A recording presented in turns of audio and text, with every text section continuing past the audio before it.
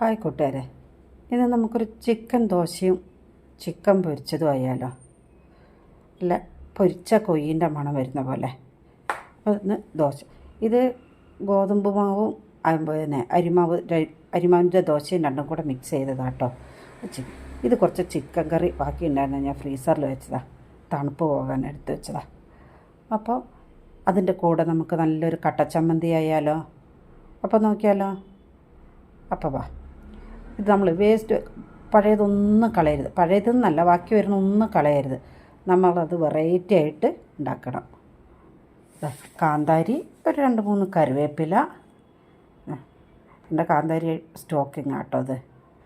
കുറച്ച് ചെറിയുള്ളി, ഒരു കുറച്ച് ഇഞ്ചി പൊടിയായിട്ട് അരിഞ്ഞത്,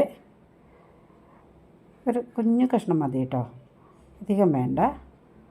പിന്നെ കുറച്ച് പുളി അധികം വേണ്ട, ഒരു പുളീൻ്റെ ഒരു ചെറിയൊരു ടേസ്റ്റിന് ഒരു പുളി, പിന്നെ ഉപ്പ്, തേങ്ങ, ഇത്ര ഇട്ടിട്ട് നമുക്ക് പിന്നെ വെള്ളം ഒഴിക്കരുത് കേട്ടോ. വെള്ളം ഒഴിക്കാണ്ട് ക്രഷ് ചെയ്ത് എടുക്കണം കേട്ടോ. വെള്ളം ഒഴിച്ച് കഴിഞ്ഞാൽ അത് കുഴഞ്ഞു പോകും, നമ്മുടെ കട്ടച്ചമ്മന്തി ആവില്ല. അപ്പോൾ അതിലേക്ക് കുറച്ച് ഉപ്പ് ഇട്ടിട്ട് നമുക്കൊന്ന് അരച്ചെടുത്താലോ. ഇത് നമ്മുടെ ചിക്കൻ കേട്ടോ. ചിക്കൻ അതിൻ്റെ പീസ് മാത്രം ഞാനങ്ങനെ എടുത്ത് ഒന്ന് ക്രഷ് ചെയ്ത് വരുവാണേ. അതിൻ്റെ ആ ഗ്രേവി ഒന്നും എടുത്തിട്ടില്ല കേട്ടോ.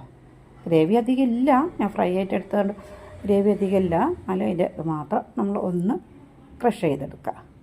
അപ്പോൾ അതൊന്ന് ക്രഷ് ചെയ്ത് വന്നാലോ. അപ്പോൾ ഇത് നമ്മുടെ ചിക്കൻ ക്രഷ് ചെയ്തത്, നമ്മുടെ കട്ടച്ചമ്മന്തി. ഒരാൾ വന്ന് റിസർച്ച് ചെയ്യാനിട്ട് എന്താ സംഭവം എന്ന്. അപ്പോൾ നമ്മുടെ ചിക്കൻ അങ്ങ് പൊരിച്ചെടുത്താലോ. എണ്ണ നല്ല ചൂടായിട്ടുണ്ട്, അതിലേക്ക് നമുക്ക് ചിക്കൻ അങ്ങ് ഇട്ട് കൊടുക്കാം അല്ലേ.